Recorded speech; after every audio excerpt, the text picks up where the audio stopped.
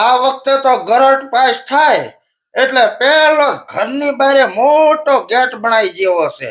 એટલે કોક ફોન કરીને પૂછે કે તમારું ઘર ચોકન છે તો કેવા તો થાય કે ઘરની આગળ મોટો ગેટ છે, એમાં હેડે આવો બધું.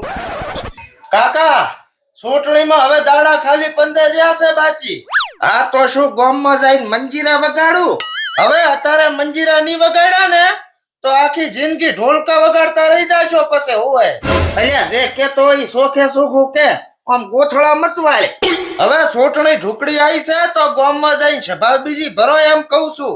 અલ્યા શોકેર, સભા એને ભરવાની હોય જેની સામે કોક ચૂંટણી લડવા ઊભું રહ્યું હોય.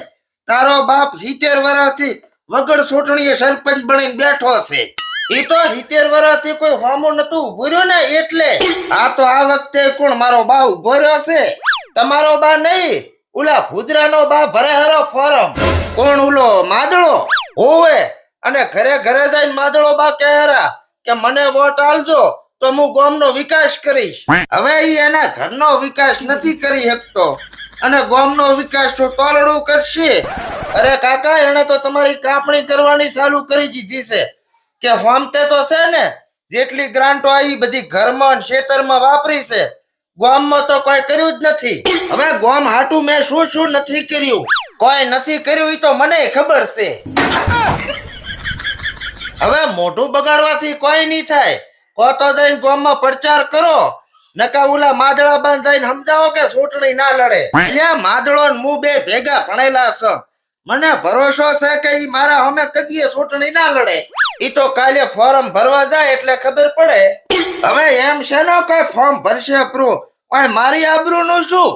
ઓમ ઘરે રાડે પાડવાથી આબરૂ નહીં બસે તમારી.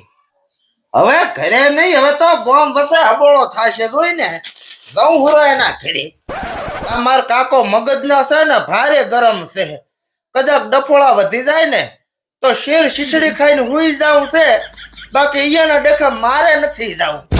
આ વખતે તો ગમે ઈ થાય સરપંચની ચૂંટણી લડવી છે અને જીતવી છે. પછી ભલે આમાં ઘર વેસાઈ જાય કે હું આખો વેસાઈ જાઉં. હલો લાધા, જો સરપંચમાં ફોર્મ ભરાશે એટલે સપોર્ટ તમારે કરવાનો છે. રેડી? હા, ઈ તો ગોટાનો ને બધો પ્રોગ્રામ કરીશું આપણે. ચૂંટણીના 3 દી પહેલા ગોટા ચાલુ કરી જઈશું. હા રેડી, સ્ટોલ ઉપર તો રેજે. એ હો હાલો ભોણા, હું શું કઉ છું આપણે કીધું આપણે સરપંચની ચૂંટણીનું ફોર્મ ભર્યું છે એટલે જે દાડે વોટિંગ હોય ને એના આગલે દાડે બધાને બબે ક્વાર્ટર આલી દે છે અને કહેજે કે મને વોટ આલે. હોવે નકા પીપીને ભૂલી જાય ને સામે વાળાને આલ્યું હું તો હારી જુ ને બેડ્યું. હોવે અને પાછું એમ કહેજે કે દેવણા બાઈ કીધું છે કે આ વખતે જીતી જુ ને એટલે પછી ગામમાં એક દારૂનો અવાડો જ કરી નાખવો હશે. ઓવે જેને જેમ શીબાઈ એમ પીઓ તમે તમારે. સારું લે, સપોર્ટ રાખજો પાછો. ઓએ ઓહો ચોક અને દારૂના અવાડા કરવા છે માદળા. ઓહો હોમતાજી આવો રા મજામાં. અલ્યા કાલ ઉધી તો સરપંચ હોમતાજી કહીને બોલાવતો, આ ડાયરેક્ટ હોમતાજી કીધું કઈ ટપો ના પડ્યો. હવે આમાં એવું છે ને કે 15 દી પાછા છે ચૂંટણી અને કદાચ તમે હારી જો અને તમને એકદમ અમે એમ કહો કે હોમતાજી તો તમને ખોટું લાગશે. એટલે મેં કીધું પહેલેથી કેવા મંડો તો ટેવ પડી જાય બળી. ઓહો ફૂલ તૈયારી કરી નાખી છે એમને.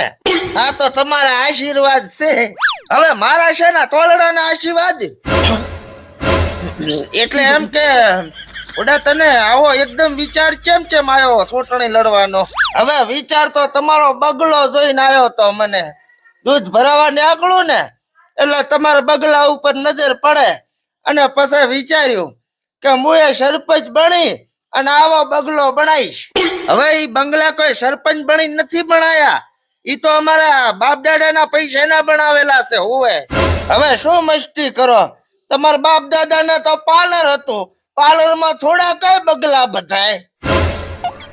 જો માદળા ભાઈબંધ છે તો ભાઈબંધની રીતે રે, ભૂલી મત જો કે અડધી રાતે ફોન કરતા ને અમે હાજર થઈ જતા હોવે.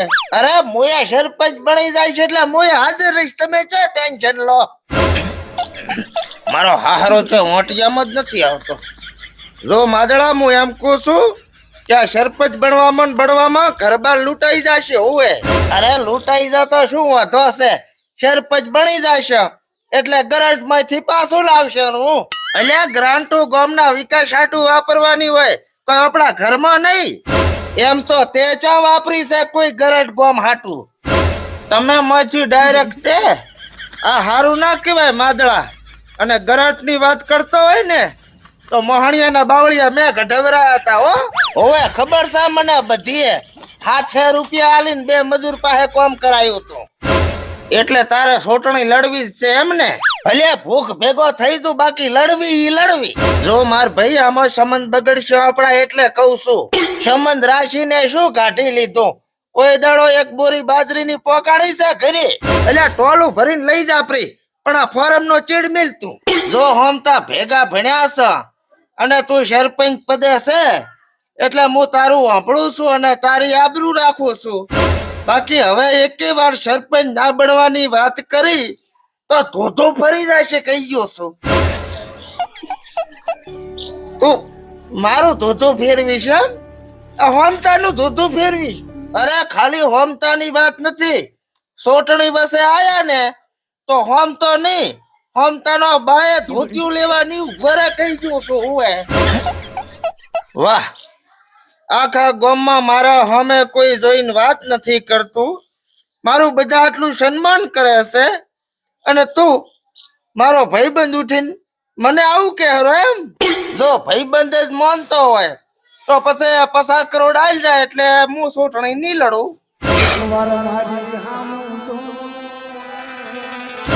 ચમ રોટડી ઘટી જેવું મોટું થઈ ગયું છે. અલાશે 50 કરોડ 50 કરોડ તો ભોડા ચોથી લાંબા કે ચમ મળ્યા?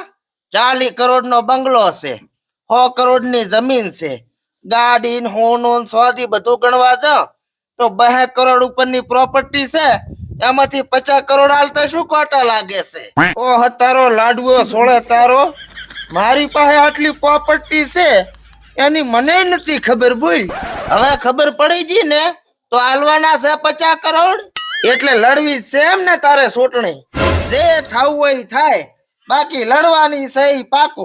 હારું હેડો લડો, તમા લડો. અમે જોવા શક કઈ રીતે જીતો તમે સોટણી. ઈ તો ગામમાં ઓટો મારતા હો એટલે ખબર પડી જશે. હવે ઓટો માર્યા પેલા એમને તો ખબર જ છે કે અમે હારવાના છો, એટલે મારી હારી બીક આવે નહીં. પણ કેવું કઈ રીતે? શું બણબણો હરા? અલ્યા હું એમ કઉ છું કે તું આવતી ચૂંટણીમાં લડાતો ના ચાલે? ચાલે તો ખરી, પણ સલાબાનું નથી. મારો હારો કોડિયા ફાડ બોલે છે. જો માદળા, હવે તું મારી આબરૂ ઉપર હાથ નાખે હેરો. રેડી? આ તો થાય કરી લેજો. જો નીકળવાનું શું લેશો? ત્યાંનું કેપરું ભાભી ને બીજું શું? ચાનું સેટ નહીં થાય ચમ કે તાર ભાભી પિયર જઈ છે. સારું તો લોટો પાણી પાઈ છે, બીજું શું? પેલા પાણી છોડવાનું કે માટલા ખાલી ઠણઠણાટ બોલાવે હેરો. કોઈ પાણી હોય તો પાવ ને તને. અલ્યા હું એક વાત કહું છું તને, તું ભાઈબંધ છે અને મને તારી સામે સોટણી લડતા દુઃખ થશે ભોડા. આ તો રાજીનામું આલી જાય, બીજું શું? દુઃખ સહન કરી લઈશ તો નહીં.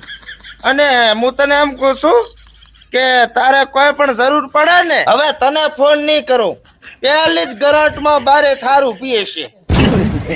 આને સરપંચ બનવાનું ભૂત પહેરી ગયું આના મગજમાં. હારું તો મળા પાસે મારે શું ગામમાં પ્રચાર કરવા જાવું છે. ઓહો આ જો આ પ્રચાર કરવા જાવું છે. એમ સરપંચ બનાતું હોત તો બધા સરપંચ જ બની ગયા હોત. ડોમરા પાણી લાવજે. આ એના ઘરે મને મેલીને જાતો રહ્યો મારો બેટો. થોડી વાર તો મને એમ લાગ્યું કે હું મારા ઘરે છું. સોટણીનું કાઠું ભાઈ.